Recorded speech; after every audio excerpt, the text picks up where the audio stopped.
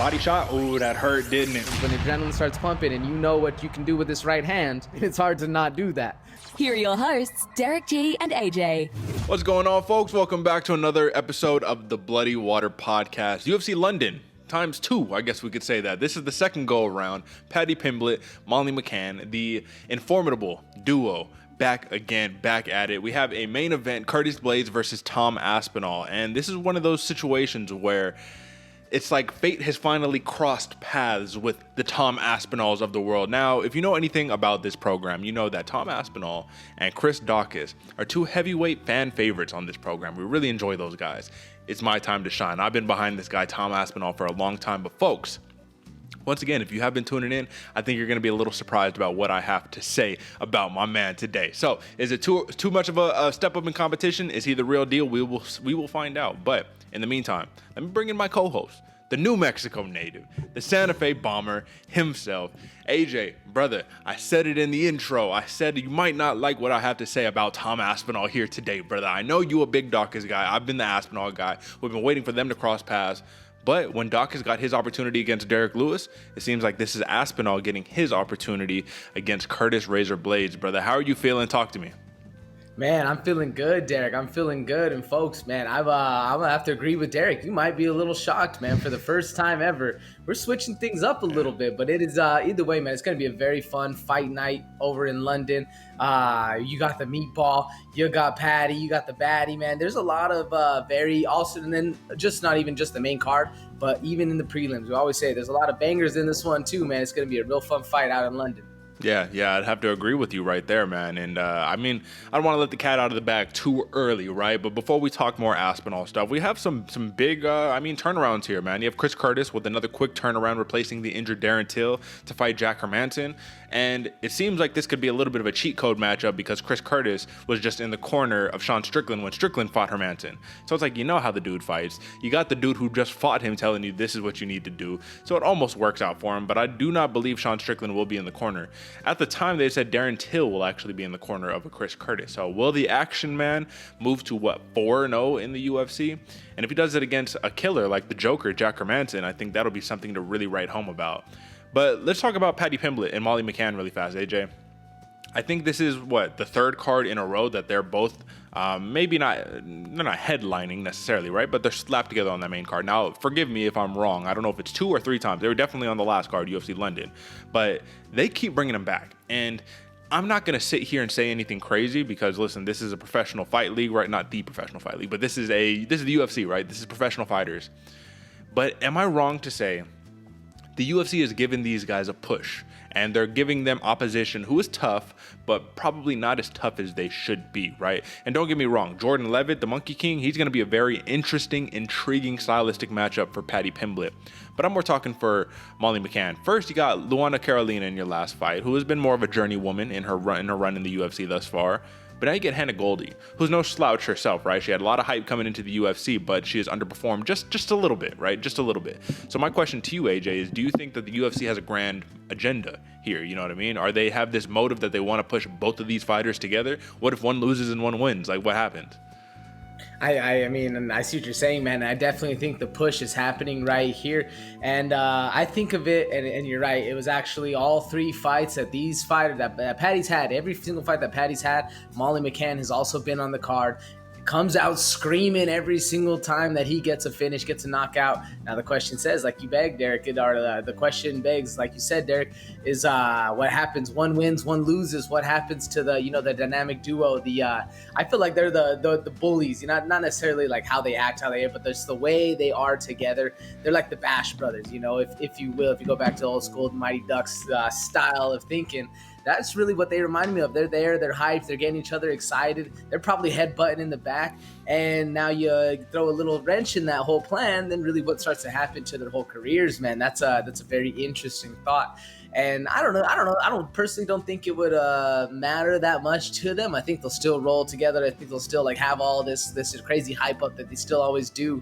But it would be interesting to see what happens, especially if Molly wins and Paddy loses. She's still gonna have the same kind of support system, all the hype that goes into it. There's a lot of riding on the fact that the UFC UFC is giving these two a push to kind of be always on the same card together, always, fighting at the same time. And it might be because it's a London thing, but I know in the last one, they weren't in London. They might have been in London last one. I know one of these fight cards, they were not in London, but it's interesting either way. Derek, what do you think?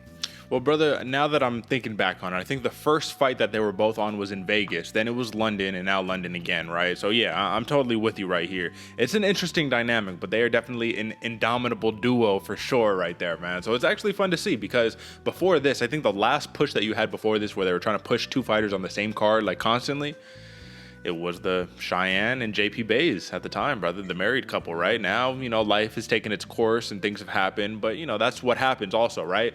JP lost and then Cheyenne won, and then, actually they both lost their first go around, bro. So it was, I think the UFC just now knows they have to be careful. Listen, the return of Alexander Gustafsson. Now, this is a man who we've been waiting to make his return for quite some time. Now, he was supposed to fight Ben Rothwell. He was actually slated for sure to fight Ben Rothwell, but in an intriguing move, the UFC decided to just part ways with Ben Rothwell and just kind of send him packing and release him from his contract.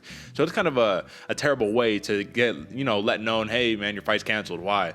Because we cut your boy. You know what I mean? It's like, oh, okay. No, he didn't get hurt. Nothing happened. So I just been training for no reason. Okay, makes sense. A lot of other good fights here, including one that I'm not going to say that it was a late addition to the docket here, AJ, but it's something that I didn't see legitimately wrote down on ESPN. I think it was on the UFC.com website, but Ludovit Klein versus Mason Jones in the 155-pound division. Now, that is a sleeper right there. And had I known in advance that this was going to be locked in, I might have made that my sleeper, even though it's featured prelim. Either way, Ludovit Klein needs a big win. Mason Jones, he only has one loss, but he does have that no contest on his record. He's kind of in need of that big win right there. Is this another one of these situations, AJ, where we talk about it time and time again? Why are we lining up the prospects so soon in the paths? Why is this happening? I mean, do you have any grand reasoning, or do you think this is just the way that goes? I think it's just the way that goes, because really, it also could be because the casuals don't know these guys, so they're trying to highlight them early, get these two guys fighting early so that one of the two either, grows their name, or they both kind of, push each other up, and then they maybe fight later on. That's kind of the only thing I could think that's happening right here, because I'm in the same boat with you, Derick. I don't know why we're basically ending one guy's career, or at least like halting it for the most part, and then setting another one up when you can have them both climb the ranks and then fight each other later on. It makes it interesting. I do wonder what the reasoning behind it is. Yeah, you definitely you're onto something right there. I think we both are, really, to be completely fair with you. But all right, AJ, last couple things. The return of Muhammad Mokaev, man. This is a dude who's fighting a killer in Charles Johnson that not a lot of people know about, man. This dude has a lot of experience. He's a LFA champion, former LFA champion in the flyweight division, boxing chops. This is going to be a very fun fight. So I want everybody to know, because last time that I checked last night, the live odds were Muhammad Mokaev minus 500. You might want to hedge just a little tiny bet on a Charles Johnson decisions or a money line or something like that. But that's one of those fights, man, where listen, Muhammad Mokaev, he could just stop him early, or we could see something crazy happen. But do not count out Charles Johnson. And then lastly, AJ, we have a rebooking of Nathaniel Wood versus Charles Rosa. Now, this is going to be a fun bout, because if you remember correctly here, AJ, Nathaniel Wood was very upset at Charles Rosa, because Nathaniel Wood was supposed to be on that original UFC London card. But Rosa, something happened, had to pull out, and then he's like, bro, I cut all this weight, and then you made me miss fighting in my hometown. Somebody's going to have to pay for this. And now they get rebooked. When something like this happens, AJ, do you think there's an extra vendetta truly carried into the octagon? I think so, man, especially if somebody makes you lose all that weight, go through all that battle, go through all that struggle, just to say, hey, sorry, bro, I ain't showing up. Yeah, I think there's a little extra chip on the shoulder of Nathaniel Wood, man, because that's one of the ones that hurts the most. Well, imagine, man, you're ready to make your debut in whatever promotion, whether it's Muay Thai, boxing, jiu-jitsu, MMA, and you're, fighting this dude, and you're ready to go, and you guys have already, you've been known for weeks, you're going to fight, you cut down all the weight, and guess what, your UFC debut or your MMA debut, whatever, it's in Santa Fe, and you say, damn, bro, you made me miss the Santa Fe debut? Okay, all right, brother. When I see you, when I get my hands on you, it's going to be a different ball game. So I think there's going to be some added heat on that 100%. But enough of the small talk, folks. Before we move on to everything, drop a like, subscribe, hit us up on YouTube at Blaydes Podcast or Free Thinkers Club. You can type in either one. It'll get you to the same place. You can hit us up on a plethora, literally at this point, a plethora, a variety of different options. You could hit us up on Twitch, right? AJ streaming at Santa Fe Bomber, right? Not the Santa Fe Bomber, just Santa Fe Bomber. We'll have graphics on the screen. I have a Twitch channel. Tap, nap, or snap. There we go. One of those things. You got options. You don't really want to take any of them, but one of them is going to happen. Tap, nap, or snap on Twitch for me. Santa Fe Bomber for AJ. Hit us up on TikTok at Bloody Water Podcast, on Instagram at Bloody Water Podcast, and on Twitter at Bloody Water Pod. Folks, clearly you can see there's so many different sources. I'm just getting confused. I don't even know what's what. But that means that we're everywhere, right, AJ? That's the point. We need to be everywhere. So you can find us on all the streaming channels. You can find us on anywhere you go on the internet, Marc. More exposure is better. Am I right, AJ? Oh yeah, of course, Derick. And what's nice is all the people I start talking to out here doing my thing in Austin, everybody's asking like, "Oh, where can I find you?" I'm like, "Bro, whatever you like. Like, what do you like? Okay, you like Spotify? Check it out. We're on Spotify. You like Apple Podcasts? Check it out. We're on Apple Podcasts. We're everywhere you could possibly be. And the easiest way to find it is on bloodywaterpodcast.com with all the links right there. And even if you're a gamer, even if you're one of the new, the Zoomers out there that love to watch Twitch, we jump in on Twitch as well, man. It's more exposure, the better. More eyes coming our way, and more people adding to that little small army we like to call the 400 and plus. Absolutely. So just remember, folks, if you want more inside access, if you want a view into a tiny window, a peek into the actual process that we go through to bring you guys this fantastic show, the Bloody Water Podcast, that's where you hit us up on Twitch. When you want live fight reactions and fight breakdowns, that's where you hit us up on Twitch. But this is where you hit us up if you're talking wagers, parlays, money lines, the whole nine, brother. So let's get into the TLDR, brother.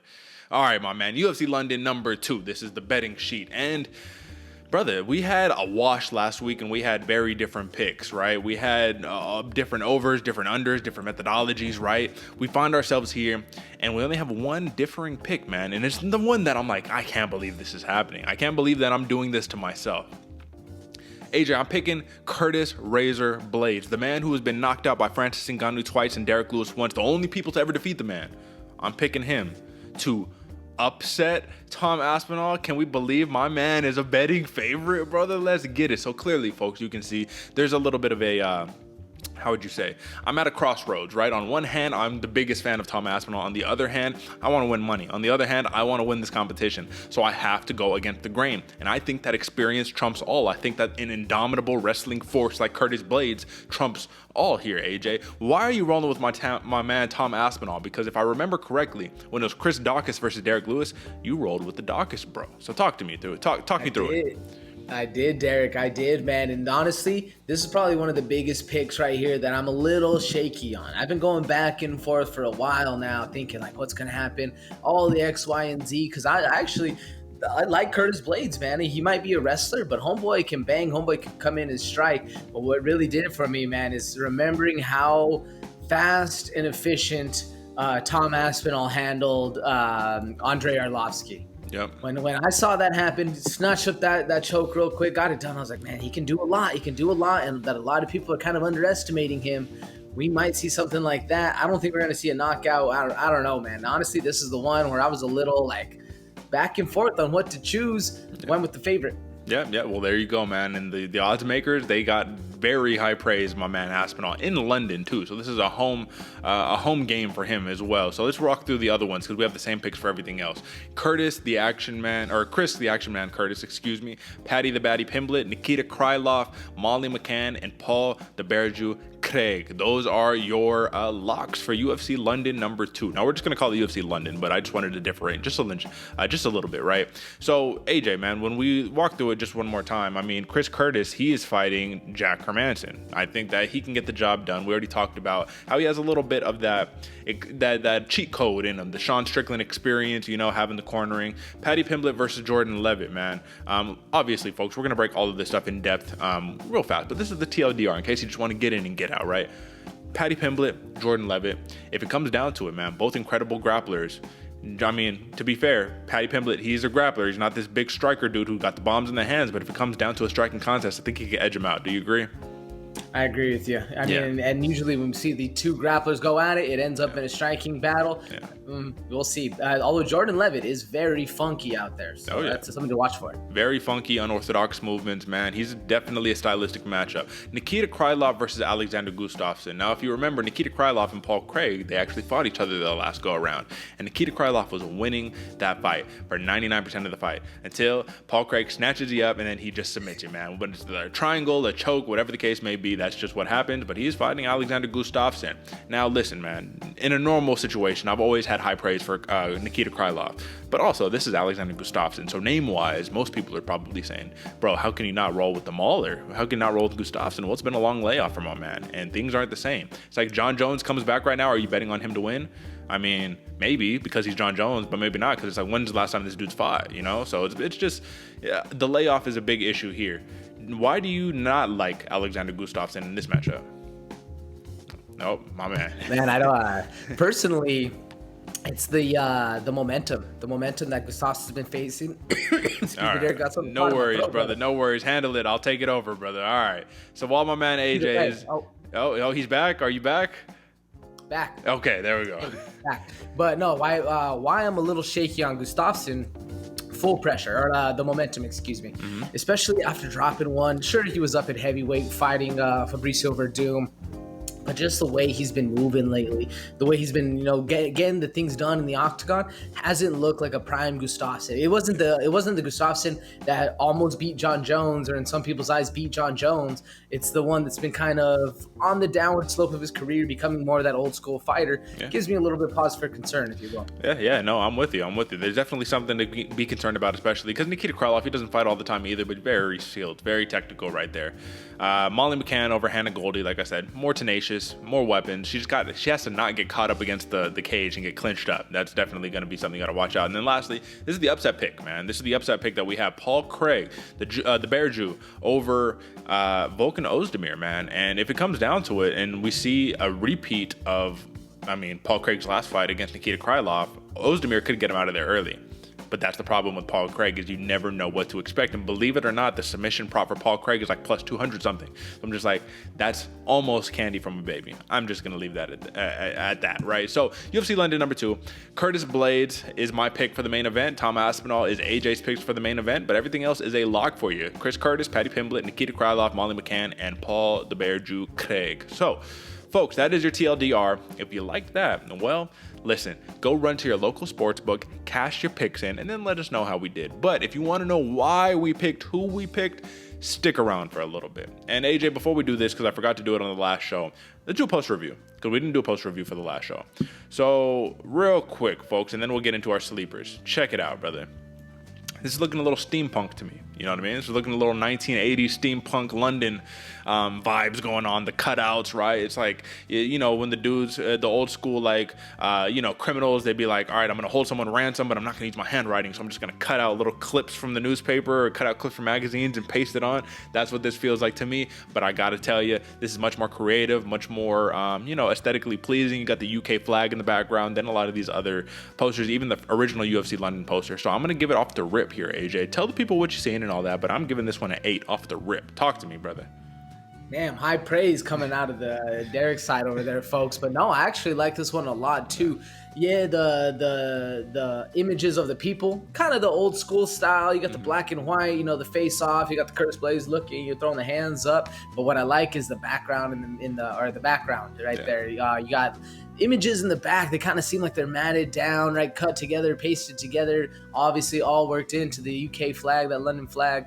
I like this one a lot too, man. I'm right there with you. I'm rocking an 8 for this one. Okay, nice, man, nice. And it's funny, I just like that you got Curtis Blaydes, like the dude who's like, I'm gonna see you 3 o'clock after school, give you a knuckle sandwich, bro. You know what I mean? Like he's ready to go. It's like you have the same 3, 4, 5 different fighter poses that they all use. So it's just hilarious right there. So that is your poster, folks. And now let's get into some sleepers. Let's talk about it.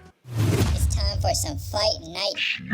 And if you ain't paying attention, you're gonna sleep on me and I'm gonna wake you up. All right, AJ. So when you sent in the sleepers, and I was like, okay, let me do a little bit of research, let me do a little bit of studying. I thought it was interesting that you picked this sleeper specifically, not because these dudes can't bring it, not because this isn't gonna be a banger, just because of all the people down there. I was like, this is an intriguing matchup, just a very intriguing matchup. So let's talk about it a little bit, brother. You picked This week, Jai Herbert versus Kyle Nelson, right? And this is going to be an interesting matchup because if you look at that, you have a differentiation, between weight classes, right? You have a dude who's primarily been in a lightweight in Jai Herbert versus a dude featherweight, lightweight, mix them up a little bit. So Canadian versus an Englishman.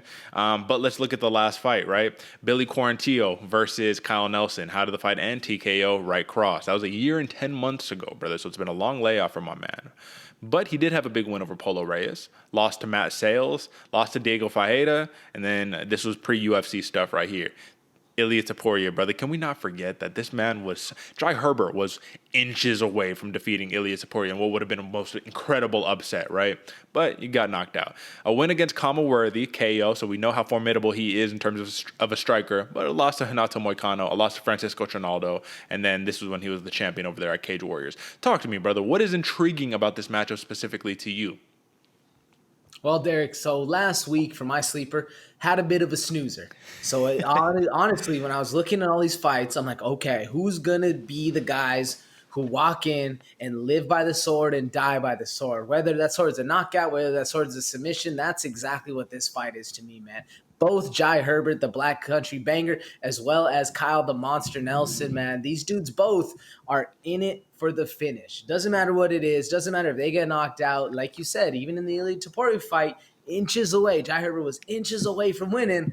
Ends up right cross, big knockout coming from Ilia Topuria. Is what it is, but that's why I like Jai Herbert, because he's willing to leave everything out there. And the same thing for Kyle Nelson. Now, a little bit more of Kyle Nelson desperately needs this win. You know, he's fighting in London, like he's in his home court right now. You got to show up when you're performing for your homies.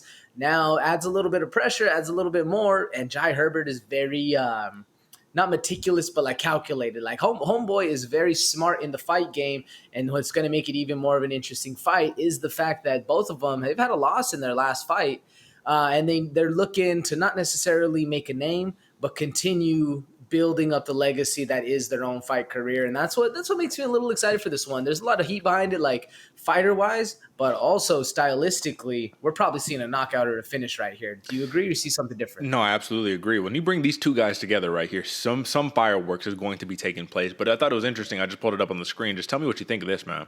First off, I like Jai Herbert in this matchup, personally, right? You don't have to give your pick, but I like Jai Herbert. One of the reasons why is look at that reach difference. 77 inches versus 71 inches, right?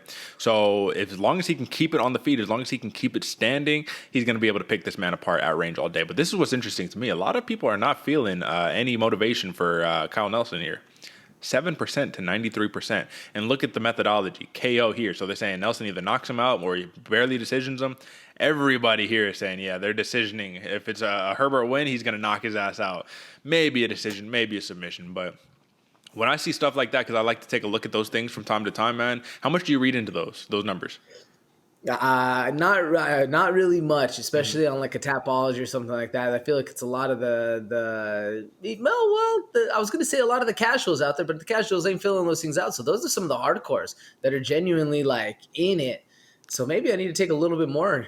Well, you could be a hardcore enthusiast and fill out a Tapology sheet and still be a fucking casual, right? But, you know what I mean? Sometimes you pick them just because you're like, oh, that's the dude who everyone thinks is going to win, so I'm going to pick him too. We've seen some massive upsets, bro, where you look at the Tapology and it's like 90 to 10% and skewed of one dude, and the 10% dude just clearly outhandled the other guy. So just something to take into consideration. Now, folks, my sleeper is going to be a little along the lines of AJ sleeper last week. So I'm going to apologize in advance. But this is a good sleeper because you need to watch out for the future of this man. So we have McCann Amir Khani versus JSP Jonathan Pierce. So Mr. Finland, man, it's been a rough go for my man. Look at that.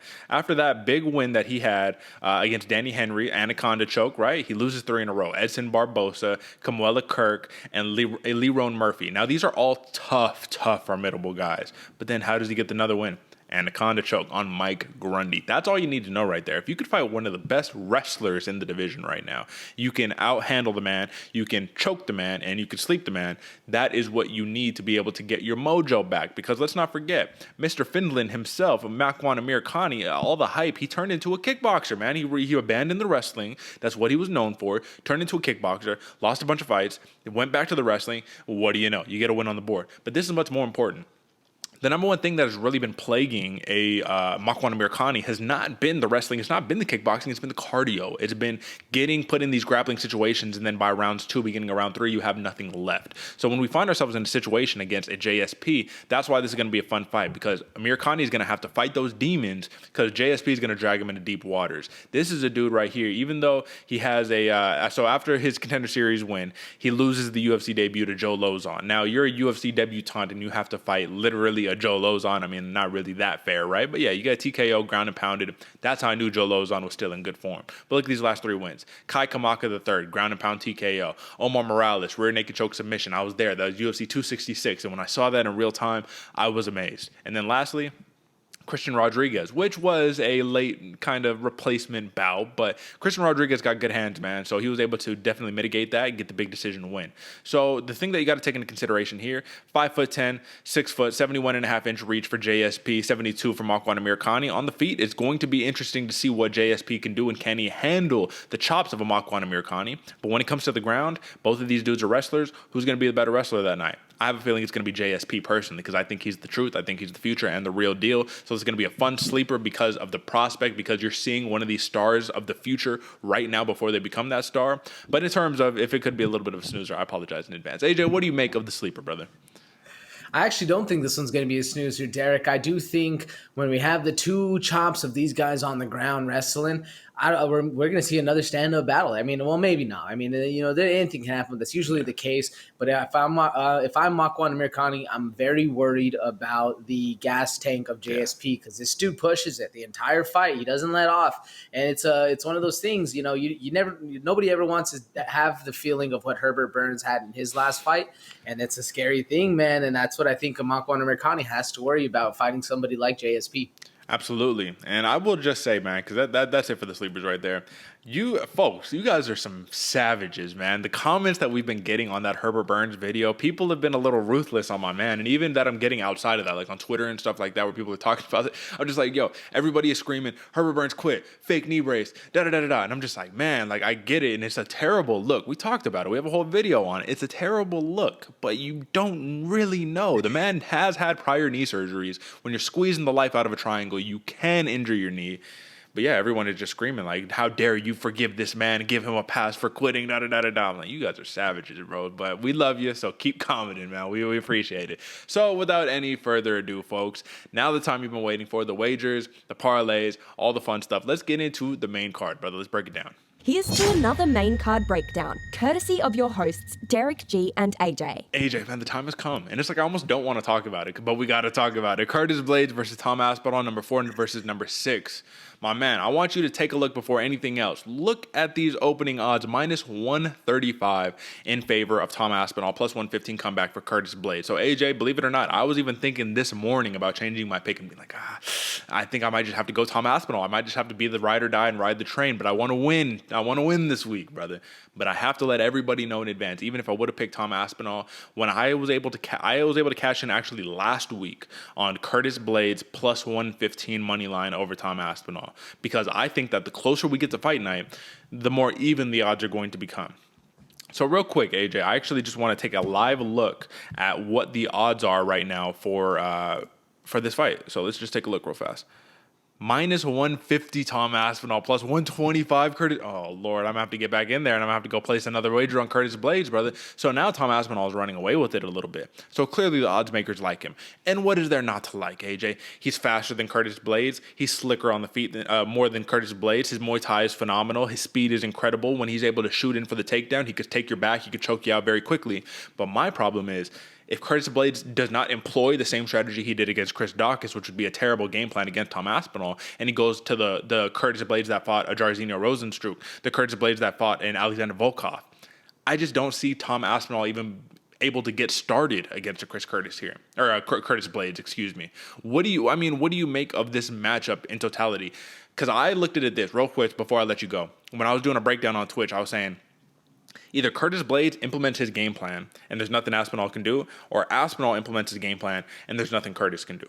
I think it goes one of two ways. But the one thing Aspinall has to worry about 100% of the fight is that shot coming in from Curtis Blaydes. So talk to me, brother. What do you think?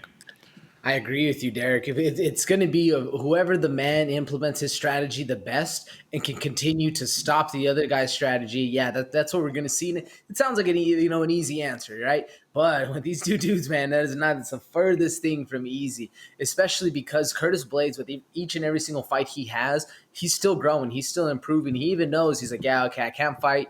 And I was actually watching the interview right before this where he was saying, he's like, I can't force anything. I start forcing stuff like I did in the Derick or in his last fight against, who was it? It was the Derick Lewis fight. He was talking about the Derick Lewis fight. I was beating his ass for the whole first round. I go and force a shot in the second. That's what happens. You get put to sleep when you start forcing things because they can react. They have more time. They see things happening. And I think he knows that with how slick Tom Aspinall is, he needs to be careful on the feet, man. You can't just be headed in, head down, hands wide. You got to actually set your things up. He even said a combo like he's been practicing that. He's like 1, 3, 3, shoot. Like I forget the exact combo he said, but I heard him and I was like, oh, that's something you've been training that one. Like that was an ingrained combo. You just didn't make something up. And then the same thing for Tom Aspinall now. You got to worry. This dude gets to your hips and grapples you, ground and pound. Like that, it can very easily disrupt the flow of Tom Aspinall. Now, like I said, I was thinking, I was like, okay, how does this go? Like, does Tom Aspinall have what it takes to put away Curtis Blaydes like he did Andre Arlovski? I don't think so, but I do think it leads to a better fight of how Tom Aspinall handled that, seeing the opposition, seeing the things happen real quick. Curtis Blaydes gets caught up in something very fast that he wasn't able to see coming. Then we're talking first round finish for Tom Aspinall. That's kind of what I'm leaning a little bit towards. But man, it's a very hard one because I do really like Curtis Blaydes as a fighter. Even though he's a wrestler, he's one of the few wrestlers I enjoy watching fight. Man, what do you think? Well, I'll be honest with you here, AJ. The issue that I have in this whole entire scenario is that Curtis Blaydes still has massive power in his hands. Even though it's clunky, his stand-up does feel a little forced, right? Because then wrestling is what comes natural. The ground and pound, the razor blades, that's what comes natural. And if you remember, in his last fight against Diakiese, after he dropped him with that right hand, he came down, big right hand, and tried to drop an elbow but missed. And I was like, oh, if that elbow would have landed, bro, we would have been in real danger here. But this is the thing. Curtis Blaydes has real power in his hands. Tom Aspinall, as much as I'm a big fan of him, he does have a propensity to pull a Dusko Todorovic to a degree and not bring his guard up. He's a slickster, right? So he likes to use head movement and just duck out of the way. And he did that a couple of times against Andre Arlovski. And I was like, ooh, Andre's about to catch you, man. You got to be careful. So if he does get caught in those scenarios, gets dropped, and then Curtis Blaydes is able to jump on top of him, I mean, that's going to be a rough night. Because as soon as the ground and pound starts coming around, man, you're going to find yourself in some very, very sticky situations. So yeah, I mean, you're right, man. It's whoever implements the game plan the best works. But my question to you is, if Curtis Blaydes does put Tom Aspinall on his back, can he get up? Ooh, man, against Curtis Blaydes, I really don't think so. I mean, Tom Aspinall, he's good and he's very well versed, but Curtis Blaydes is another animal. Once your back is fully against the mat, he's another animal out there. And what's crazy is that Tom Aspinall is a huge man, 6'5", 78-inch reach, right? So you would think, oh, he's probably got a big reach edge on Curtis Blaydes. No, man, he's at a reach disadvantage. Curtis Blaydes got the 80-inch reach, 6'4", which is why it's like, why are you a wrestler, bro? 80-inch reach? Like, you're just gifted. You're just genetically gifted. Shout out Sean Strickland. He was just talking about that. He was like, these guys, Israel Adesanya, he's a genetic specimen, but he's just fighting boring, da-da-da-da-da. I'm not saying Curtis Blaydes fights boring, but I'm saying he fights to win, right? 11 knockouts, 0 submissions, 5 decisions. For Tom Aspinall, 9 knockouts, 3 submissions, 0 decisions. That is the big key right there. If Curtis Blaydes, if this drags out, and I actually don't think this is going to go 5 rounds. I think that this is going to end within the distance. But if this goes 5 rounds, we know Curtis Blaydes has plenty of experience going the distance. Tom Aspinall doesn't. In the case that this does carry out to round 4, round 5, who's going to be fresher, AJ? Ooh, man. I'm thinking Tom Aspinall because I do think he has the cardio to get it done, but he's never been there. So that's the biggest worry right there. Curtis Blaydes, we've seen him not get tired, but get mentally exhausted, if you will. Like his body's still in it, but he just has this allure to him or this air about him that you can see him kind of deflate at some points. And I do think that mental fatigue also leads to physical fatigue. Just battling stuff on your own, you get a little tired. But like I said, I think Tom Aspinall will do it just because he's a slickster, man. He's slickster. He's light on his feet. He has all these things going. He's flowy. And when you're flowy and not clunky, you have a little bit more, gas going. What do you think? Who gets it done later in the late rounds? I think Curtis Blaydes, brother. I think Curtis Blaydes, just because at the end of the day, man, defending a takedown arguably probably takes less work than actually trying to initiate a takedown time and time again. But if Curtis Blaydes can get him to where he wants to be, middle of the cage or back against the cage, and just, you know what I mean, stuffed up right there, I mean, I just think it's going to be a lot of work trying to fight out of those positions to get back up to your feet. But last question before we jump into the actual wagers on this fight right here. Tom Aspinall is a very great downhill fighter, very phenomenal downhill fighter. So when he opens up with his combos, I can see the referee stopping this very quickly, especially heavyweights, man. I mean, he does not move like a heavyweight. He's a prototype, man. He's not the prototype, Jake Collier, but he moves like a prototype. So Curtis Blaydes shells up against the cage. Tom Aspinall starts throwing his ridiculous combos on him. Do you think that it's going to be too much for Curtis Blaydes to overcome, too much for him to be able to just sneak in a shot there or something like that? Not really, because Tom Aspinall isn't the one-touch KO monster that we've seen. I mean, he is, don't get me wrong. Any heavyweight is. So any heavyweight is. But would you say he has the same kind of power that a Francis Ngannou has or a Derek Lewis has? And No. those are the only two people that have beat Curtis Blaydes in that kind of fashion. Yeah. Maybe in general even. But is it in general? How many losses does he have? Yeah, that's Three. That's Yeah. it. Yeah, that's it. So as much as Tom Aspinall, any heavyweight can put you to sleep with one hand, I think Curtis Blaydes has gotten so used to that kind of pressure, I don't see it happening. All right, brother. Final question. Tom Aspinall currently, and they say this is throughout his career. We have no way of finding that out. But through his UFC tenure thus far, 100% takedown defense. Does that change on Saturday night?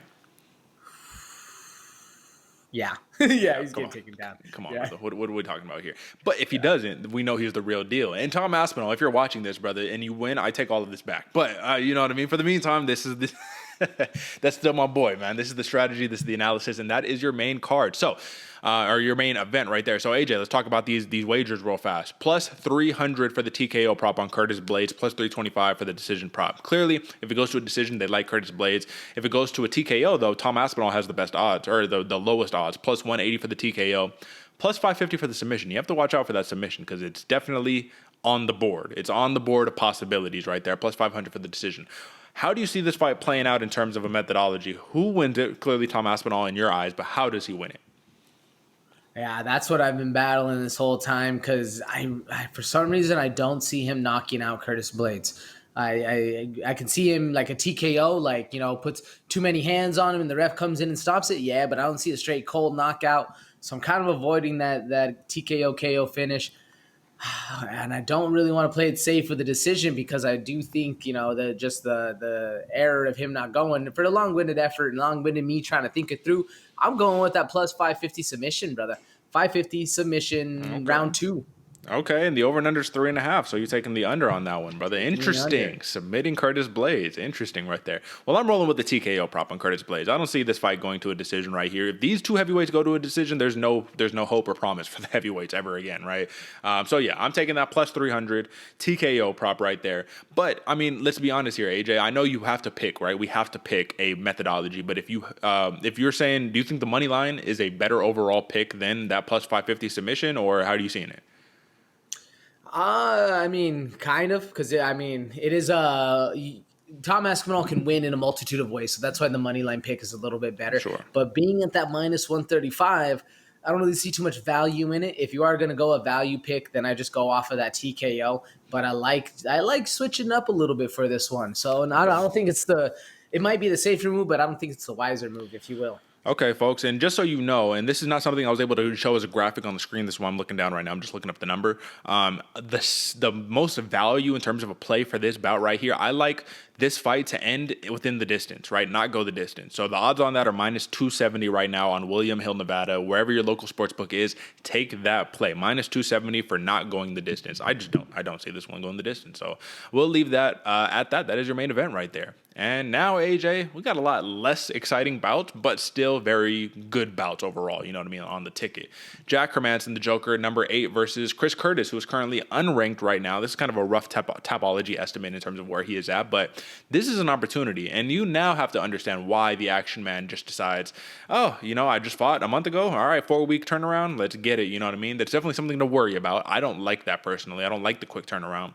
But this is a man of opportunity. And we saw against Phil Hawes, right? He fought Brendan Allen like a month later, and he got a knockout. So it's not like it's not within him. But the thing that's the most interesting to me is that Chris Curtis is a minus 135 favorite, plus 115 comeback for Jack Hermansson.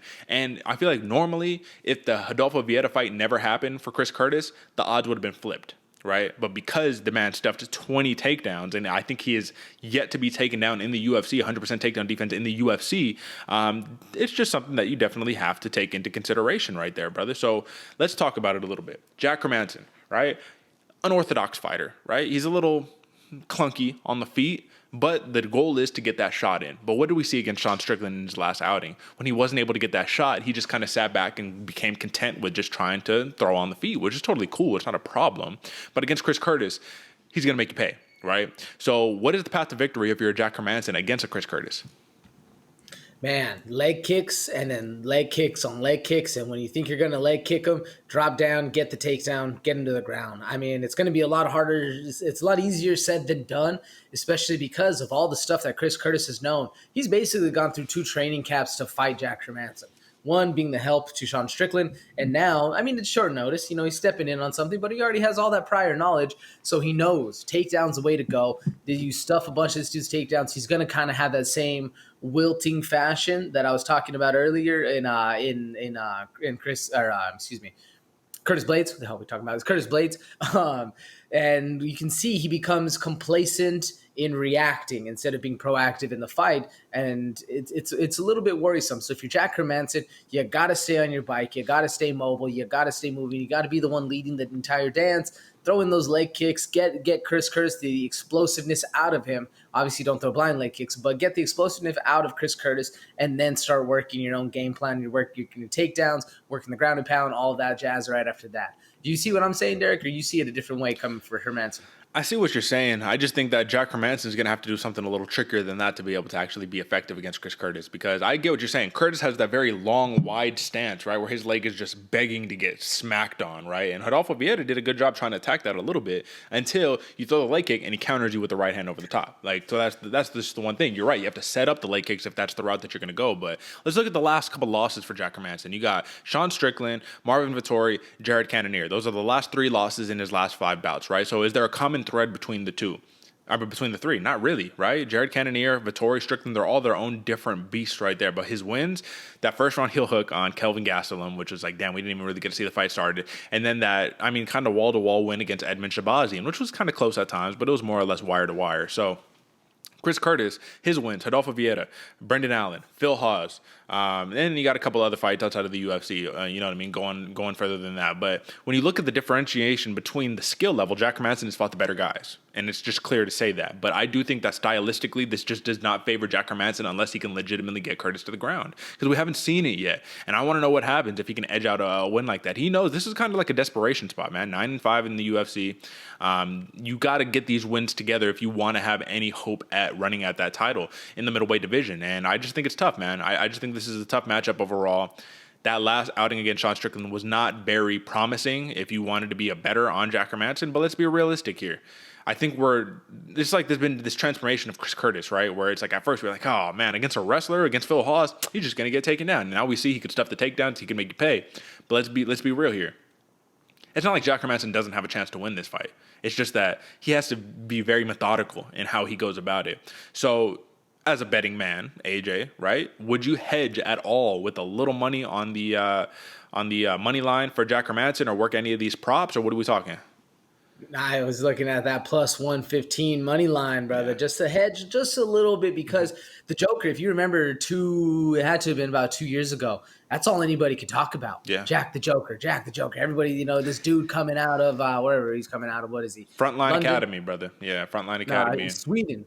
The wrestler coming out of Sweden, a better Alexander Gustafsson, still has a striking, but he can wrestle. All this hype that came from Jack kind of died off a little bit, but he is still very, very dangerous, man. Very, very dangerous in everything he does. It's just like you said, has to be more methodical about the way he's going. And even if you go up, you can see he wrestled Hamza. Hamzat, and He's got beat getting the up. wrestling Yeah. in Hamza. He did lose by points, but he's still working it. He's still working the training. He's still trying to get better. And then Hamza's just a different animal. So I don't think too much into the loss. I think more into the skill set he was trying to acquire and polish up. He may be working for a little more takedown styles. Brother, he got handled in that wrestling matchup. That wasn't even. It wasn't the same wrestling that he normally is accustomed to. So that was kind of embarrassing to see that. But all right, brother, we know how this is going to go down. I think Chris Curtis has more weapons overall. More ability to be able to dictate where the fight's going to take place. But if Jack Hermansson can stuff the takedown, we're going to be in serious problems. So let's talk about the props here. Chris Curtis is coming off a decision win. He has 12 of them, right? But he's been in good form. It's one or the other. You're either knocking him out or you're decisioning him. You're winning him on points, right? So 16 knockouts, 12 decisions for the Joker. 11 knockouts, 6 decisions. 11 knockouts, 6 submissions, 2 decisions. If we're talking about a prop here, right, and we're going in favor of Chris Curtis, the options on the board are very limited. Plus 195 for the TKO, plus 300 for the decision. The Joker's only been knocked out twice. So I do think there's value in that decision play for sure, right? Because, look at the Rodolfo Vieira fight. If you're spending all of your energy stuffing takedowns, not able to sit down really on those shots, right, and be able to, work the body the same way he was against Rodolfo Vieira, it might just come down to round 3. All right, can he get it? I couldn't get him. All right, well, decision. Do you think that TKO is truly in play? Do you think he can knock out the Joker? Not really, man. Yes, he can. It's obviously possible, but I think with the skill and the experience and the style of the Joker, even when the chips are down, he's still not out of the fight. You know what I'm saying? Even against Sean Strickland, the Jack Hermansson, he was still in it, and even they got him a split decision. So as much as Chris Curtis has the style and the power to knock Hermansson out, I don't think Hermansson's going to be there in the situations to get knocked out. So that's why I like the decision pick on this one. What about you? Yeah. I'm taking the decision pick on this one for Chris Curtis for the action, man. But I think what it really comes down to at the end of the day, I'm looking at that plus 450 submission number for Jack Hermansson. I'm like, can that be something of? You have to get the takedown to get the submission, right? Unless you're doing some standing arm triangle. Shout out Jessica Andrade. But do you give any credence to that, or do you think that just stick to the decision and call it a day? Plus 450. The hard part I think about this one is you have to get into the ground. Yeah. Unless you're doing a Paul Craig or, like you said, a standing arm triangle, Jessica Andrade style, or a Paul Craig or a lot of the other jiu-jitsu guys, and they just pull guard. I don't see that. I don't see that. And I don't see either of those happening, to be honest. Yeah. No, I'm with you. It's just a number that it's like juicy. It's like, ooh, it's just staring at you. Like, please bet on me, right? But, we'll keep it pushing right there. Chris Curtis for the win right there. All right, AJ. This is the people's main event, more or less, man. This is the one where you have one dude saying, Paddy Pimblett saying, if I beat him, I am teabagging him, Call of Duty style. Jordan Leavitt saying, hey, man, if I win, I'm going to twerk on him, and then I'm going to go home, and we're going to call it a day. So this is going to be one of those very intriguing matchups where, listen, the hype isn't on Jordan Leavitt. It's on Paddy Pimblett, but arguably the skill sets are very similar.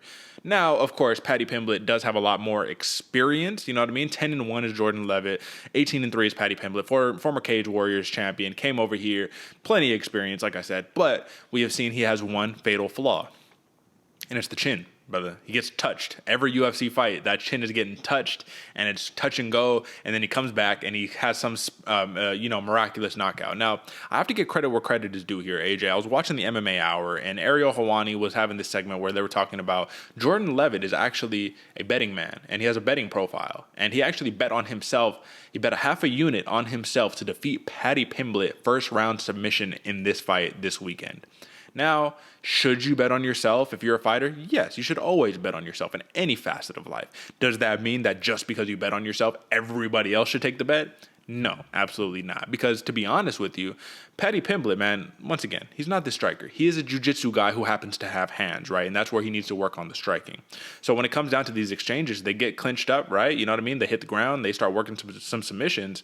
Paddy Pimblett has been submitted once in his career. Jordan Leavitt, never, right? But I just feel like even though that's Leavitt's strong suit, Paddy Pimblett has enough oomph in him to be able to work his way out of those positions and get back up to the feet. I think that if you're smart and you're Paddy Pimblett, you keep the fight standing and you just win the fight there. Do you think there's any credence that we should be lending to Jordan Leavitt and that first round submission bet that he put on himself? Not really, man. I like the confidence of Jordan Leavitt. I like the calculated nature that he's taking into this fight. I just think a lot of people are sleeping on the old school orange shorts of Paddy Pimblett, man. Homeboy, yes, his chin does get touched in every single UFC fight we've had, But if you go back before that and all the other fights this dude has had, he's skilled on the ground, man. Very, very skilled on the ground. And that's where he found his home at first, was on the ground in the mats. And then he decided, oh, shit, I got some hands too. I can throw these bad boys as well. And if worse comes to worse, then, we go to the ground. We get the submission. We get those. Go home. Just many times like he has in the past.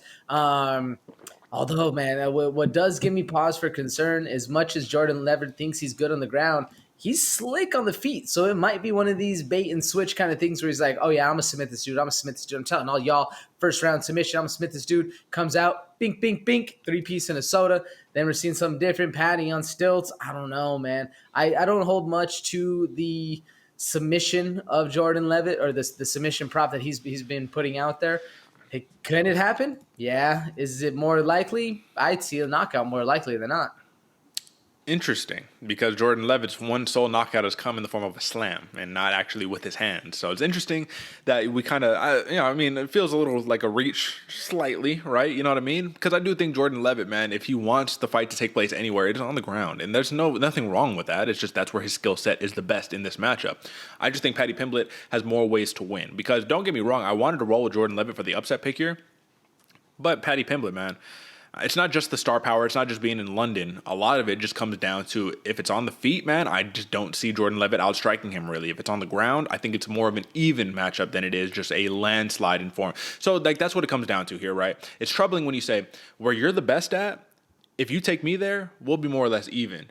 You don't want that. When you're the best there, you want it to be a landslide in your favor. You know what I mean? You want it to be nonstop, just you taking over, handling business. So I think that Jordan Leavitt, man, he's going to have to shoot early, man, and work those trips, you know what I mean, some throws. But that's the thing, Paddy Pimblett has great judo as well, man. So it's like if Paddy Pimblett pulls what he did to Kazula Vargas against Jordan Leavitt, where he does that J-flow throw on the that hip toss on the cage, right, and just puts him to the ground, man. I could see some crazy submissions getting put up. But this is the thing too. Paddy Pimblett has been talking about how there's a little heat on this fight now, how they're kind of talking a little mess back and forth. And he's like, bro, I want to smash elbows through his face, mate. You know what I mean? Like, he wants to do all of that. Liverpool, So I mean, the Scouser, he's ready to go. But Jordan Leavitt, he's not one to be slept on. So I'm not going to lie to you.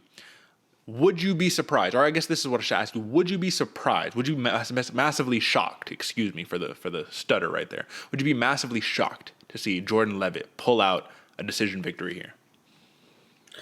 Ooh, yes, especially in London, man. And I don't think home court advantage is a thing, but I would be very shocked out there if that was the case. Would you? No, I wouldn't. Now, I get it. When you're talking judging, right, that's when it gets weird. But I guess more or less I should say, would you be surprised Jordan Leavitt walking away in the win column? No, I would not be surprised, right? Because I do think Paddy Pimblett has so much hype behind him, and there are some flaws that could definitely be capitalized on. But once again, I think Paddy Pimblett has the advantage here. If I had to pick, right, if you had gun to your head and you have to pick, and your life depends on it, I'm picking Paddy Pimblett. But I might be dead after Saturday night because Jordan Leavitt might win. I don't know. Let's talk about the props, brother, because we know Paddy Pimblett everywhere. That's where he wants to be. Jordan Leavitt on the feet. Interesting, unorthodox. But if we're picking Paddy Pimblett, man, I mean, plus 250 for the submission, plus 250 for the TKO, and plus 300 for the decision. So all the odds are low, which means the odds makers are saying Paddy Pimblett all day. It's just a matter of how it gets done, and it's pretty even across the board. So what do you like here? The over and under for this fight is 2.5 rounds. So what do you like? Whew, I'm going TKO under. I'm going to go second round, start of the second round. Yeah.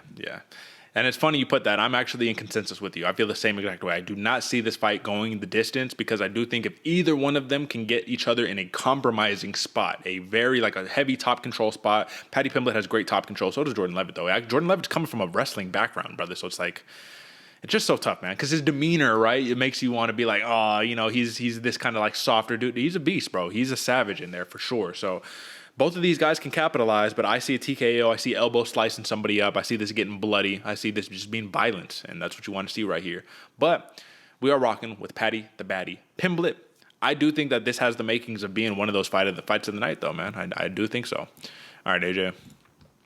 Now, this is one of those ones where if you're a casual and you still don't really know who Nikita Krylov is, shame on you, first of all. But second, you get a comeback fight against Alexander Gustafsson. And Nikita Krylov, man, he's been ranked for a long time, number 11 next to his name. Alexander Gustafsson is looking for a big, big victory right here. And if we just take a peek, right, if we just pull this down and we just take a peek at the career of an Alexander Gustafsson, what we will see is, look, 18-7 in his career. Look at his last fight, AJ. Fabricio Verdum. Back in 2020, what is this, like July of 2020? Before that, you lose to Anthony Smith, you get choked out. You lose to John Jones, ground and pound victory in the loss in the rematch. You got to win over Glover Teixeira, win over Jan Blachowicz, which those wins have aged very well, but then lost to DC, lost to Rumble Johnson, win over Jimmy Manuwa, John Jones. But look at this. The wins, the real wins came back in 2016, 2017, brother. It's 2022. This is a different game. Now, you can argue, oh, well, hey, Alexander Gustafsson, he trains out of All-Star Training Center, right, over there with Hamza. And you can argue that. And you can say just because you train with the new young gun hype-trained killer that you're the renewed killer, the old Maulers come back. But I just don't see it happening, brother, to be honest with you. So, Nikita Krylov, once again, man, off to such a great start against Paul Craig, and then he got submitted, man. But if he could take that same game plan, that same approach, and just apply it to Alexander Gustafsson, I can actually see a finish happening here. And that's a tough thing to say because Alexander Gustafsson, he's been finished 5 times in his 25-fight career. So do you want to see the old dog get put out the pasture? Absolutely not. Is that the reality of the new game that it is in 2022? Yeah, that's the reality of it. But Alexander Gustafsson could also be formidable. And I think there's a reason why the odds are minus 185 in favor of Krylov, plus 165 comeback for Gustafsson, brother. So the wrestler versus the grappler / striker, who needs to do what to really implement their will? Man, I'm thinking, honestly, I think Krylov will have an easier time implementing his will. So I'm going to take it from the side of Gustafsson right here. What does he need to do? Start fast, start hard, get Krylov on that back foot. Because when Krylov is on the back foot, he's not as dangerous. He's not as flowy. He doesn't have the same kind of things. He has this very dominating pressure that Krylov likes to put. Powerful in the top position, powerful on the front foot. If this dude's leading the fight, even if he's eating punches, because homeboy Krylov can eat punches all day long, but if he's on the back foot, they're a little slower. He's a little less on it, if you will. You know what I'm saying? So that's what I think Gustafsson needs to get done right here, man. Put Krylov up against the fence. Put him in a situation where he feels like he needs to be pressured and react and get things, get his brain working a little bit. Because if he's the one controlling the fight, man, Krylov, I can see him running away with this. Like you said, Derek, I can see a finish here if Krylov has the same kind of fight he had in his last fight against a Paul Craig, especially without the finish threat that Paul Craig does present. Because the triangle choke or any submission Paul Craig hits, we're going to talk about in a bit. Homeboy is absolutely dangerous.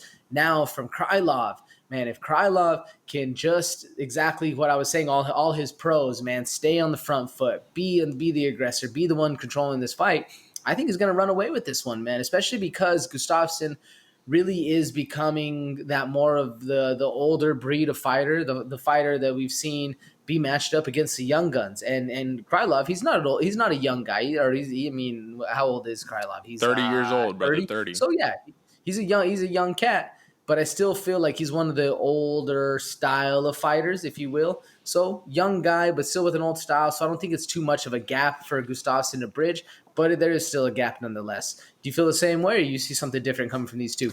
I mean, Krylov, 27-9 in his MMA career, 30 years old. Brother got a lot of experience. I think the game plan for Krylov, everything you said, I basically more or less agree with. But I think that if you're Krylov, Alexander Gustafsson, he's going to try to box you up, right? That's one of his specialties. He's got the longer reach. You need to close the gap, close the distance, grapple him up, and then put his butt on the floor and work a submission. And I think that's how the fight's going to play out. If you look at the submission prop, it's plus 235. It's the lowest odds that he has out of all the methodologies of winning. I think that is the way. Take his back, choke him out. If you look at Alexander Gustafsson, his last 2 losses have come in the form of submissions. Armbar and rear naked choke. The loss before that was a TKO loss. So that's the game plan you have to implement. And Nikita Krylov, his last submission victory was against Ovin St. Preux, who, this is St. Preux, the St. Flu choke. You know what I mean? This is a good grappler himself.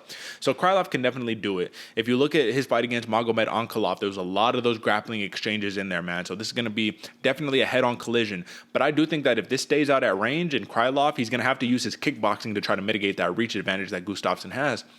it's the question mark, though, AJ. The question mark for Gustafsson of, well, I remember how great you looked when you fought Glover Teixeira and you uppercutted him into oblivion and you looked icy on the hands and all that, but you 35 and it's just been a long time, and I just don't know if I can bet on that version of you showing up on Saturday night in London. So I like Nikita Krylov. I think that if he wants to win, he's going to have to really focus on the grappling. He's going to really have to double down and just try to initiate that. But let me just ask you this, man. It's round 3, and these two are going out at it. If it makes it that long, it's round 3. These two are going after it. Who has more gas tank in those last 3 minutes of the last round? Oof. Instantly, I think Krylov, because Krylov does have a really good gas tank. He stays on his bike. He stays bouncy. But Gustafsson, something about those late rounds of Gustafsson, he pulls through, man. He does pull through. He's a dog, but I still think Krylov personally. What about you? Yeah, I think Krylov, man. I just think it's more active fighter, right? And he's not the most active fighter, but more active fighter. He's doing it big right now. Yeah, man, I just think that he has everything kind of in his favor, momentum in his favor, Gustafsson, for the layoff. It's just going to be a tough way to bounce back, especially against a caliber dude who Nikita Krylov does not have the name value. He does not have the name power, but he's just as skilled as all these other guys. You know what I'm saying? So I like Nikita Krylov by submission, and I'm taking the under on 2.5 rounds. So I'm taking the under right there. Plus 235 for that submission, brother. What are you taking? I'm with you. Nikita Krylov submission. Man, I'm going to go late round 1. Okay. Gotcha. So submission, man. So it looks like we're in the same boat right there, man. And I mean, it's not the biggest long shot, but it's definitely something that you got to take into consideration. Now, for this fight, AJ, I don't really have too much to say on this one, but this is the return of Meatball Molly McCann versus Hannah Goldy. And if you look at one thing that stands out, first off, she's a minus 380 favorite with a plus 310 comeback for Hannah Goldy. Number 2, if you look at her decision prop, it's minus 135. So the odds makers are like, this should be a layup for Molly McCann. And this is kind of what I was alluding to in the intro, that it's like, I'm not saying that she's getting fed cans. Hannah Goldy is not a can. Hannah Goldy is a very, very tough competitor, man. But I just think that in terms of the caliber of fights that Molly McCann should be going, it should be a step up. Explain to me, please, how is Hannah Goldy a step up from Ji Young Kim, from Laura Procopio, from Luana Carolina? Just can you, like, is she a step up? Like, explain to me how we're not advancing. We're just kind of in that same group of characters. So if we look at strictly stylistic fighting, or the fighting style of all those fighters, the Ji Young Kim, the Hannah Goldy, all the ones you're trying to compare right there, it makes it a little muddier. It makes it a little harder to say she's, leaps and bounds above all the other fighters. Now you say name value. That's what I think we're talking right here. I think Hannah Goldy has this name value. Sure, she struggled a little bit, but for some reason, everybody, even the announcers, everybody, obviously besides those odds makers, are really still hyped on Hannah Goldy, and I think it's a name value kind of thing. And they were thinking like, okay, Meatball, she's had a long career, man, a lot longer than a lot of people can remember, especially in the UFC, but hasn't really taken off until as of late when the homies start coming around, and she's out banging on the canvas, just getting wild for her friends. I think Hannah Goldy had a little bit more of an impactful start, and not fight-wise, if you will, but just in the media presence. A lot of people were holding her in very high regard, kind of fell off a little bit, but she is very fast, very powerful, dangerous in the clinch, sneaky in the grappling. Hannah Goldy can get things done. I just think it's more of a name value score right here than it is like a, you're going to fight somebody very hard for not as much money as you'd want. You know what I'm saying? Like, I think they're feeding her a little bit right here. She's not a can, if you will, but they're feeding her a little bit. Do you agree or you disagree with what I'm saying? Yeah, no, I absolutely agree with you, bro. That's kind of the point that I'm making. Look, Molly McCann's already fought Tyler Santos, brother. Diana Belbita. Like, that's what I'm talking about. It's just we're not progressing here, and that's why I think that this is more of a play for the London crowd than it is let's advance the career of a Molly McCann. Because if I'm Molly McCann, I'm like, hey, man, you're giving me a kind of favorable matchup. It's going to be a tough fight either way, but you're giving me a kind of favorable matchup. All right, cool. I'll take it. But how does that advance you any further in title contention in the flyweight division? I just don't see it. I don't think this fight does anything for Molly McCann being able to be like, I want to fight Valentina one day. You know what I mean? So if you look at Hannah Goldy, right, and she starts off her career against her UFC tenure against Miranda Granger, loses, fights Diana Belbita, loses, finally gets a win on the board against Emily Whitmire. And Hannah Goldy was very hyped up, right, to kind of start off her UFC tenure. But before that, brother, she had a boxing match and 3 Muay Thai fights, and she won those. And then, you know what I mean, kind of made her debut. So that's just kind of the question. She had a Dana White Contender Series appearance, I believe, if I'm not mistaken. I might be mistaken. Am I mistaken? No, Hannah Goldy against Callie Robbins. Yeah, and decisioned her, and then got a contract, right? So it's like, how often does that happen too? You know what I mean? You have to be a really impressive decision for that to happen. But either way, man, listen, Hannah Goldy, how does she get the job done? She has to clinch up Molly McCann, hold her against that cage, work in some dirty boxing, work in some clinch work, work in some elbows, all that good stuff. Maybe get a takedown, maybe not, you know what I mean? Just try to use her strengths, bro. She looks like a bodybuilder. She's jacked and stacked in the whole entire 9. But Molly McCann has something different, especially when she's working within that London crowd. And that difference is her tenacity, man. She walks forward. She brings it. She's trying to hurt you. She's not trying to compete with you. She wants to hurt you. And she wants the big win, drink fucking beers, go party with Paddy the Baddy after. You know, it's a whole vibe in London. So I think the odds are heavily stacked in favor of Molly McCann. But is there a path to victory for Hannah Goldy? Yeah, I mean, you said it, Derick. Strong clinch, ground and pound. She's sneaky. I said it before. She's sneaky in the grappling. I don't see the getting to the. If this does hit the mat, excuse me, I don't see it being the best for her. So I think if Hannah Goldy can control the neck, control the clinch, and just start firing off some knees, firing off some uppercuts, get Molly McCann away from being the aggressive. And what I wrote down is another mini Mike Tyson, bro. We got a Jessica Andrade all out version 2 out here with Meatball. If she can avoid that kind of pressure, get Molly on the back foot, get her thinking like, oh shit, you know, I ate 3 knees. Maybe I should stop just rushing in like a mad woman. Then we see a chess match. Then we see a fight. Then Hannah Goldy has a fighting chance right there. But man, the scrappiness, the power, the aggression, and the fact that Molly likes that kind of style of fight. She's down to bite down on the mouthpiece and just swing relentlessly like we saw in Luana, Carolina, and a lot of other fights as well. It does make it a very big hill to climb for Hannah Goldy going forward. All right, brother. So do you put any money on that plus 1,000 submission prop for Hannah Goldy, or are we sticking with that minus 135 Molly McCann decision prop? What are we talking? Yeah, the minus 135 decision does sound really nice. Yeah. I can also see a TKO coming from her. I'm going to go decision on this one, though. Yeah, I feel like if you play the TKO here, you're really feeding, not you, but people, you're really feeding into what happened in her last fight. That spinning back elbow was a very rare occurrence, brother. She has, 16 MMA fights, 5 knockouts. That was her first knockout, and I can't tell you how many years, bro. It'd been like a ridiculous amount of years. So let's look it up together just so we can see. Just because this is why I say recency bias is a real thing, man. Not Hannah Goldy, but we need Molly McCann. All right. So let me sorry, folks, let me get this taken care of. All right, boom. 2018. Brioni Tyrell. Look at that. 2018, brother. So 6 years in between knockouts. And we're over here talking about, she's just going to knock her out. Like, come on, brother. Come on. What are we talking about here? You have to play the trends, right? And that's kind of what I'm talking about. When you play the trends, you think that the decision, there's a reason why the odds makers have it minus 135 for the decision. Can she get a TKO? Absolutely. I'm not saying she can't. But if we're going with odds, if we're going with history, if we're going with patterns and favorability and predictability, we're rocking with the decision. Molly McCann, that's a lock right there. And let's move on to the last bout, brother. The Bear Jew, Paul Craig versus Volkan Oezdemir, brother. So, once again, this is another one where I can see this. Oezdemir gets in there. He hurts Paul Craig. Paul Craig falls onto his back and invites him into his guard. Now, the question is, does he indulge in that? And does he jump into his guard to try to finish him and get submitted? Or does he say, stand back up? Let's do it. Let's fight. Let's scrap like men. You know what I mean? I'm not saying, jiu-jitsu. I'm a jiu-jitsu guy. You know what I'm saying? But you know what I'm saying.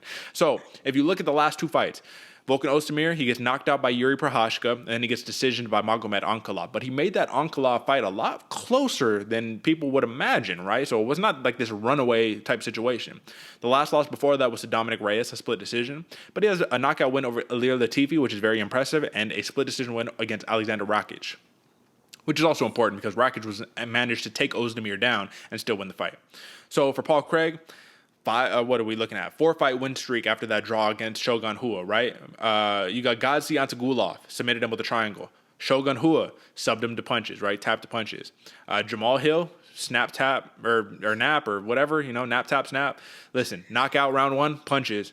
But it was really a broken fucking arm, dislocated arm. And then Nikita Krylov, the first round submission, man. So this is one of those spots where it's like if you fall into his guard, bad things are going to happen to you. And this happened time and time again. 13 submission wins, 3 knockouts for Paul Craig. No decisions for Paul Craig. Now, if you're Volkan Oezdemir, 12 knockouts, 1 submission, 4 decisions. kind of a little more well-rounded for Volkan Oezdemir. So my question to you here, AJ, does Paul Craig last long enough to be able to utilize his jiu-jitsu against Volkan Oezdemir? Because clearly the striking is two different levels. Oezdemir is a high-level striker, and then you got Paul Craig, who uses his striking to initiate his submissions, his grappling. So talk to me, brother. Do you think that he can last? The problem that worries me is Volkan Oezdemir. He likes to stalk you down while he's on the front foot, and all that means is he's less elusive on the retreat. So therefore, Paul Craig can work the striking like he likes to, and then get up close, get the clinch in, and then either work a takedown or just roll into guard like he has in a lot of his fights, man. And that's what worries me for Oezdemir in this fight. Not so much the fact that if he does drop Paul Craig, that Oezdemir is just going to jump into the guard, because I don't think so. I think if you do just any sort of research at all on Paul Craig, you realize I don't want to be on the ground in this dude's guard, having him set up things. If you go back and look at the Jamal Hill fight, Jamal thought, like, literally he was defending the wrong arm. Like he was defending the right arm. I forget if it was right or the left, but he was defending the wrong arm, and Paul Craig was like, oh, duh, like I'll take the other one. I'm just taking both of them home with me. And that's the scary thing about Paul Craig, is he can adjust on the fly just like that, and things are over fast. Now, Oezdemir, like I said, big, powerful. If he can keep things on the feet, he does have a very big advantage, but do you see him also keeping things on the feet here, Derick? Me, personally, it's a pretty big stretch. What do you think? I think he can, man. He has been taken down quite a bit in his last 5, right? But I think he can, because Paul Craig is not the best blast double specialist wrestler, right? A lot of it comes in the form of, I got knocked down and now I'm pulling guard, right? Or I'm going to clinch up with you and I'm going to pull guard. Is a pulling guard the same thing as a takedown? No, it's pulling guard, right? But if you're Paul Craig, it might as well be the equivalent of a takedown, because that's when you start wrapping him up. So I think Volkan Oezdemir, man, it's in his best interest to keep the fight elusive, right? To try to pick him apart, stalk him, but also stay away to be able to last at least go 2 rounds. Wait till you're sweaty and slippery before the submission stuff starts happening, because when you're dry, it's almost a guaranteed submission right there. So here's the thing. Paul Craig is a plus 125 underdog for a reason. I agree with the odds here. I think he is the underdog in this fight. I think if Volkan Oezdemir can truly effectively work his game plan, he can walk out with a TKO in this fight. But Paul Craig, man, it's just like the last fight and the fight before and the fight before. It's just like you can keep betting against the man, and you can keep losing. And then you can keep asking yourself, damn, Paul Craig really submitted another dude? Damn. He got on top of him and he ground and pound finished him. His grappling is just too high level, brother. And we've just seen it time and time again. So give me, aside from a submission, is there any way Paul Craig could win this fight? Because that's where you start playing with fire, is saying that it's like, well, if he could really only win by submission and we're so heavy on Paul Craig, what happens if that doesn't come around, man? You know what I mean? Yeah, it's hard too, because like you said, Derick, Paul Craig isn't the blast double specialist. He's not going to be the one putting people on his butt. He's going to be the one getting onto his guard and then working for something that's advantageous to him. How many times have we seen the same thing happen where a fighter does that? They're working for submissions. They're trying. They're moving. And either one, which always makes me upset when you hear the ref say, come on, keep it working. Keep it working. You got to advance. I'm like, bro, what the fuck are people doing? Or two, the judges give zero points if you're on your back the whole time, whether if you have people in danger or not. Yeah. All they see is position over submission. So not really. I mean, I don't really see another way for Paul Craig to win besides submission, unless he's working stuff off the top. But I don't think that's going to be the case. So we already know the cat's out the bag. We're both going for Paul Craig here. Are you worried about this pick? Not as worried as him about that main card pick, but no, I do. I think this one's a little bit more of a lock for me. And I think what's nice is Paul Craig gets a chance to show he's also got hands, because he's a dog. He's down to brawl. He's a dog in the cage. And I think he's going to have a chance to highlight the hands just a little bit more. And then if he needs to, revert back down to that submission. So I'm not too worried. What about you? I'm a little worried. I'm going to be honest with you. I'm a little worried, bro. I think Volkan Oezdemir could knock Paul Craig out, and then we'd all be like, damn, how did we not pick Volkan Oezdemir? Like, we thought he was washed up because he lost to Magomed Ankalaev and Yuri Prochazka. Another time with the recency bias, right? Because Oezdemir is in good form right now. So, folks, I will give you that transparency. I am worried, and I would not throw all your eggs in one basket on Paul Craig. I would even hedge a little bit in favor of Volkan Oezdemir TKO with that plus 125 prop. I would hedge, because that's juicy right there, right? But I will be honest with you. I did throw money down on that plus 250 submission for Paul Craig right there. You know what I mean? You have to. It's almost like it's death taxes Paul Craig submission, right? You know what I mean? So it's like, come on, this is what we do. So clearly, this is how the fight's gonna play out.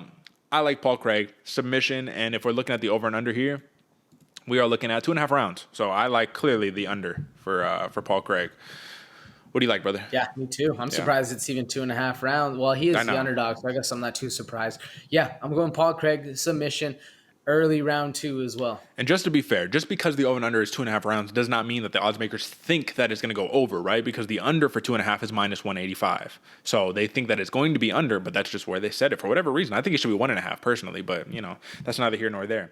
So, all right, folks, if everything goes accordingly, we're going to have a very finish intensive main card on our hands. UFC London, it better deliver, but it should be good fun either way, especially that main event. If that's all you're tuning into, the main event should do it for you, but we got a lot of great fights here, folks. So, here we go. And that's the outro. And that was your main card right there. So as you can see, you can follow us on TikTok at Bloody Water Podcast. This is where we drop in a lot of the clips, getting a lot of traction, a lot of viewers, a lot of comments, a lot of engagement, a lot of back and forth banter. So definitely hit us up. YouTube, of course, it's probably where you're watching this at right now, right? So Bloody Water Podcast or or Free Thinker Club on YouTube.com. And then clearly, folks, you can see AJ got his Twitch right here, Santa Fe Bomber.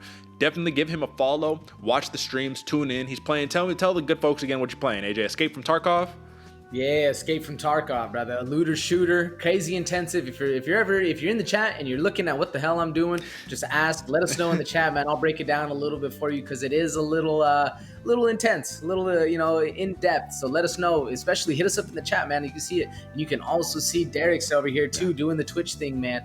Right. Tap, napper, snap, gave him the best thing, and he's actually also playing a couple games too, man. What games you gaming? Brother, so I'm a little boring, man. I'm trying to get on your hype, right? You got the fun games. I can get down with the UFC 4, of course. Playing the UFC 4, I'll switch between that, play the Call of Duty Modern Warfare, right? So I don't play the Warzone and stuff like that, but I play the old school Call of Duty Modern Warfare. Hop in some Kingdom Hearts from time to time, but I don't want to get too nerdy on here, man. The fight fans don't give a shit about that stuff. So if you want some UFC stuff while I'm breaking down, what I like to do is I'll play UFC 4 and I'll talk about an upcoming fight card and talk about strategies and like go and show this is why you don't throw blind leg kicks. This is what happens. Talk technique and all that stuff, man. And soon, before you know it, AJ, my man, you was already breaking down fights, so clearly that's where you could find us on Twitch and do that stuff too. But what I'm gonna have to start doing is with some of my jiu-jitsu buddies out here in Vegas, man, set the camera up, put it in the gym, and then do some live streaming for some jiu-jitsu, so y'all can get a little bit of an inside look. Like, it's not as scary and as weird as you think it is, man, because a lot of people, they're willing to watch it on TV, but they're not willing to go into the gym and actually try it out. So you should try it out always. Jiu-jitsu is the best.